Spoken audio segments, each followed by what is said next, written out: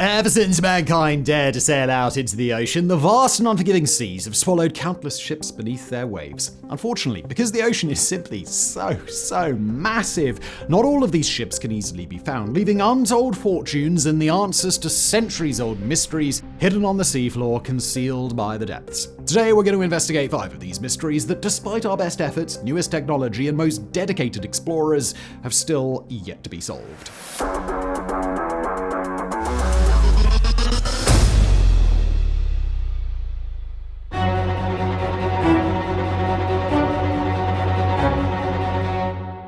When Christopher Columbus set sail on his historic journey across the Atlantic, his small fleet consisted of 3 ships: La Niña, La Pinta, and Santa Maria. Santa Maria was the slowest of the 3 vessels, but she handled the open ocean surprisingly well. Everyone expected her to perform similarly on the return trip, but unfortunately, she'd never get the chance. On December the 24th, 1492, the 3 ships were sitting off the coast of what is today Haiti.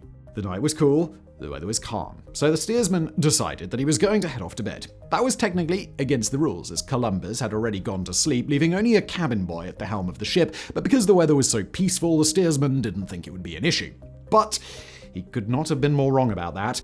With the inexperienced cabin boy at the wheel, gentle currents began tugging the ship towards the shore, and soon enough, Santa Maria slammed into a sandbar and began taking on water. The crew evacuated, and the compromised ship started sinking the very next day. Before they lost sight of the ship completely, Columbus ordered his men to salvage some timber from her hull. They used this wood to create a shelter, which they named Navidad, Spanish for Christmas, since the fateful sinking had started the morning of the holiday. As they watched Santa Maria slip beneath the waves, the crew became the last people to ever see her. Other than a few items that were quickly grabbed from the ship, including one of the anchors, the rest has never been seen again. It's now been over 500 years, and we're still yet to find any trace of her, and according to many experts, we likely never will. That's because the conditions the ship perished in are the complete opposite of preservatory. Firstly, the waters are warm year-round, meaning the ship was in the perfect place to become a prime meal for teredo worms, known as the termites of the sea, as they're the type of mollusk that eat wood.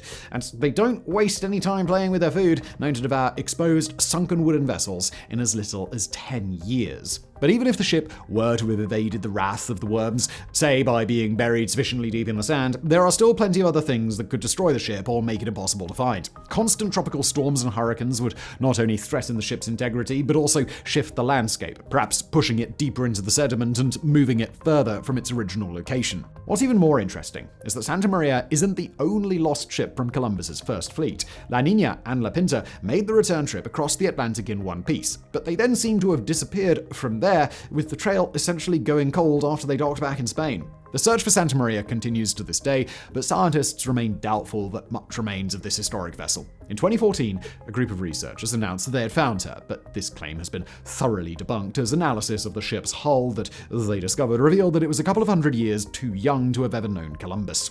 However, finding a ship this old, somewhat intact, does give some hope that parts of Santa Maria, and perhaps some interesting artifacts, may still survive in the end. Have you ever felt that your online privacy is a bit overlooked? When you browse online, your data is out in the open, waiting to be snatched by snoopers and draggers. That's where Surfshark comes in. Surfshark VPN is your online privacy armor. It encrypts your internet activity, blocks pesky ads and malware, and lets you browse from anywhere in the world as if you were local. Now picture this, you're at your favorite coffee shop, sipping on your latte and using the free Wi-Fi. Did you know public Wi-Fi is a goldmine for hackers? But with Surfshark, you can relax.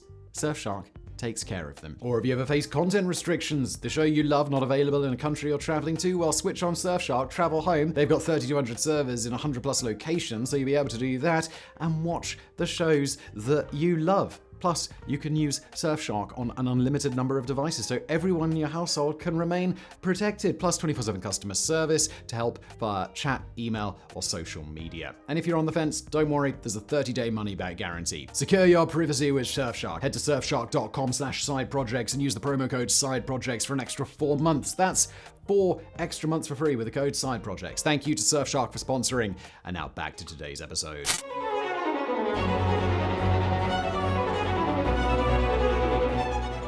Flor de Mar was a massive Portuguese ship weighing over 400 tons, carrying a crew of 500 and armed with 50 cannons. Her purpose was to be part of the so-called Portuguese India Armada, a group of ships that would make annual round trips from Portugal to their colonial territories in Asia, taking the long route underneath Africa. These ships, including Florida, were one of the largest suppliers of the spice trade in the 16th century and were so effective that they gave Portugal a bit of a monopoly in the business. Florida served in this capacity for 9 years, also participating in several conquests of coastal nations along the way, especially in Africa. By the year 1511, though, it was clear that she had taken too much damage through her years of service and was deemed unsafe for long travel. Regardless, she was chosen to aid in the conquest of Malacca, a coastal kingdom in modern-day Malaysia. The conquest went well for Portugal, and the Sultan's palace was raided, yielding more treasure than anyone could have possibly imagined. Florida, because of her size, was chosen to carry this treasure back to Portugal despite the uncertainties about her stability.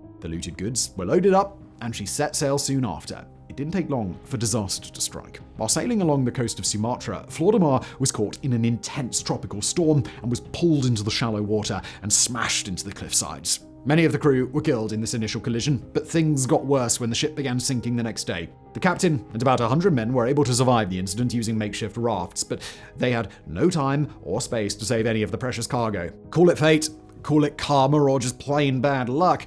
Whatever the case, just weeks after the Malaccan treasure had been stolen, it was now sitting at the bottom of the ocean. Over the centuries, numerous search parties have looked for the ship, eager to claim its invaluable riches, but not a single artifact has been recovered to this day. Part of the problem is that organizing a well-funded research team is a complicated task, as 3 different nations all lay claim to the treasure. Indonesia, because the shipwreck is located somewhere off the coast of their island Sumatra, Malaysia, because the treasure originally belonged to them, and Portugal, because, well, finders keepers, apparently. Accounting for the modern value of the gold and jewels on board, the whole shipwreck's worth is likely to be in the ballpark of $2 billion, but nobody has had any luck finding it.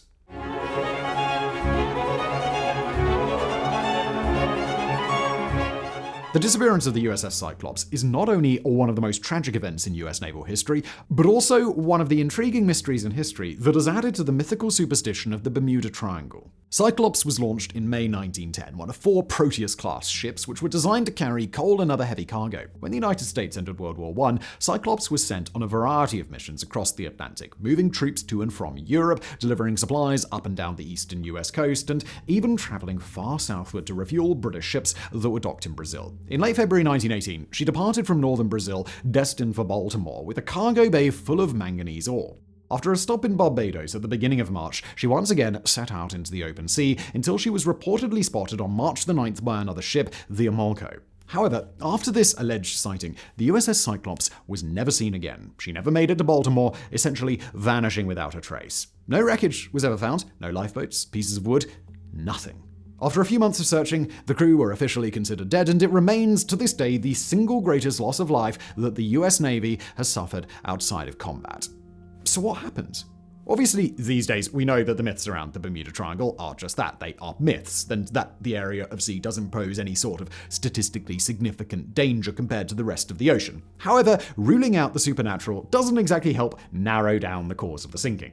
At the time, the immediate reaction was that German submarines had been responsible. After all, the Imperial German Navy had been known to operate in the area. However, Germany denied ever being involved with the Cyclops, a position which they maintained during and after the war with records to back it up. There wouldn't be much of a reason to deny this if they were responsible. After all, they'd taken credit for sinking plenty of cargo ships up to that point, so we can safely rule out hostile activity as the cause. We also have to look at the eyewitness report from Amolco with some scrutiny. Many of the crew are reported seeing Cyclops on March the 9th, but they were off the coast of Virginia, only about a day away from Baltimore. This would mean that Cyclops was several days ahead of schedule, which means the crew was most likely mistaken. One popular explanation for the loss of Cyclops is that her cargo was too heavy. When she left Brazil, the captain submitted a report that she was overloaded, and indeed, the stop in Barbados a few days later was an unscheduled one, taken because the waterline was getting too high, indicating that the ship was indeed too heavy. Additionally, in Barbados, the captain also reported that one of the engines had a cracked cylinder and wasn't functioning properly. With these two factors combined, it's been suggested that a surprise storm might have swooped in and sank the ship, but such a storm wasn't noticed in the area at the time by other vessels. One naval investigation concluded, quoting, "Many theories have been advanced, but none that satisfactorily accounts for her disappearance." Though the issue here might not be with the Cyclops per se, but rather her entire class of ships. 2 of her sister ships, Nereus and Proteus, would also go on to vanish without a trace a couple of decades later during World War II, and most intriguing of all, both ships were also carrying heavy loads of metallic ore, just as Cyclops had during her final trip. With that in mind, A couple of experts have suggested that the catastrophic failure may have come from the nature of the I-beams that extended down the length of the ship, which may have been eroded by the unique cargo, something that has been seen on other ships. Combining this corrosion, heavy load, and a cracked engine cylinder, and even a small storm could have been the straw that broke the camel's back. Unfortunately, with no wreckage ever recovered and no further clues, the true cause of the ship's loss will likely forever remain a mystery.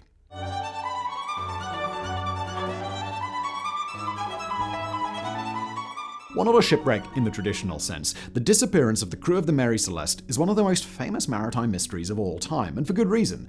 Everything about the case is outright bizarre, and investigators are left with more questions than answers. The story begins in October 1872, when Captain Briggs, a man of high standing in his profession, arrived in New York City to oversee the loading of his ship's cargo. Mary Celeste was loaded with 1,701 barrels of alcohol intended to be sold in the Mediterranean, and at this point, nothing seemed to be amiss. Briggs wrote to his mother, saying that the ship was in fine condition, and even brought along his wife and infant child for the voyage. The weather was a bit shaky, so the departure was delayed a few days, but by November, the Mary Celeste was off, headed for Genoa.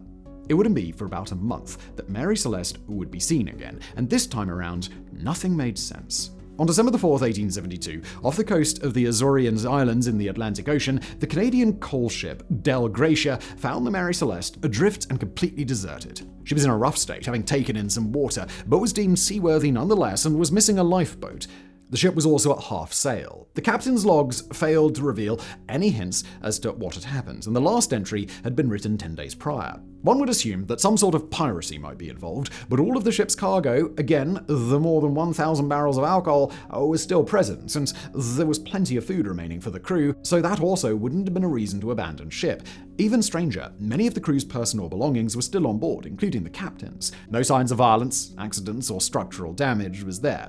All signs pointed to everyone suddenly evacuating onto the lifeboat, after which not a single person from the crew would ever be seen or heard from again. If it were for Dei Gratia, the ship likely would have continued drifting for many weeks or even months. Morehouse, the captain of Dei Gratia, brought Mary Celeste into harbour at Gibraltar, anticipating a salvaging fee, which under normal circumstances would grant him and the crew of Dei Gratia a significant portion of the value of the ship's cargo, so long as the salvage court hearings didn't find any evidence of foul play like piracy. But the court was suspicious and conducted their own investigations of the ship, finding some interesting clues. Chief among these were cuts on the side of the ship's bow, thought to be from a sharp tool, and possible traces of blood were found on the captain's sword, which had been left sheathed underneath his bed. The court investigations were also able to rule out the idea that a storm had shaken the crew because a thin vial of sewing machine oil had been found standing upright that would have otherwise tipped over in even the mildest of Atlantic storms. After further findings of possible bloodstains and what looked like an axe mark, the final report concluded that the crew had gotten drunk off their own cargo before breaking into a violent frenzy. However, the Attorney General of Gibraltar, Frederick Flood, largely disregarded this report as he was highly suspicious of Morehouse and the crew of the Dei Gratia. He believed that even if they hadn't been directly involved in the harming of the crew of the Mary Celeste, they might have easily fabricated evidence to make the salvaging process easier, such as forging the captain's logs. Rumors began circulating that perhaps the two captains were in on the act together as some sort of salvage insurance fraud. However, the American consul in Gibraltar conducted their own investigations and concluded that the suspicious stains weren't blood and that the cuts on the ship's bow were not caused by a sharp object, throwing a wrench into the violent theory. With no more evidence to support any sort of accusations, Mary Celeste was released by the court, and a couple of weeks later, Morehouse was granted a salvaging fee of about 1/5 the value of the ship, far less than expected. They'd gotten their prize and avoided any official accusations, but as one historian put it, Morehouse and his crew would be under the suspicion in the court of public opinion forever. So, what could have happened? There are no shortage of explanations out there, so we'll break down a few of the most probable. Most people agree that if foul play wasn't involved, something out of the ordinary must have happened to force the crew to hurry into a lifeboat. This could have been false readings that the ship was taking on too much water, with one theory positing that a large, sudden waterspout, basically an ocean tornado, could have affected the pressure in their instruments and made the crew think the ship was taking on more water than she actually was. Others have suggested that shaking from an underseas earthquake could have damaged some of the alcohol barrels, releasing fumes and generating fears of an explosion. If they had been in too much of a hurry into the lifeboat to escape said explosion, they may have improperly secured it to the tow line and been left in the open ocean with no supplies. However, the cargo didn't appear to have suffered any sort of damage, so that doesn't really line up either. That said, more recent experiments have found that alcoholic fumes can quickly ignite and leave behind little to no trace, and the captain's logs did mention rumbling and shaking from the cargo hold, so minor explosions scaring the crew are still a possibility. Then, of course, there are the suspicions of foul play. Insurance fraud is the most common among these, especially when Captain Morehouse's wife later recalled that he and Captain Briggs had shared dinner the night before departing from New York, but an old lady's memory of an event decades prior isn't exactly reliable evidence. Also, if Briggs did intend to cash out the salvaging claim and disappear to live a secret life, one would expect him to bring his whole family, but he actually left one of his sons back in the US. On the more violent half, there were some who suggested that Captain Briggs killed everyone on the ship before throwing himself overboard, although there's no evidence to indicate anything like that happened. In fact, quite the contrary. On the other hand, others have wondered if Morehouse had lured the crew off the Mary Celeste and onto De Gracia, where they were then killed and the abandonment was fabricated. However, De Gracia was a much slower ship than Mary Celeste, and having left New York 8 days after her, would have never caught up had she not already been abandoned and left adrift. In the end, there really is no good explanation for what happened, and the fate of the crew of the Mary Celeste will likely remain one of maritime history's most puzzling tragedies.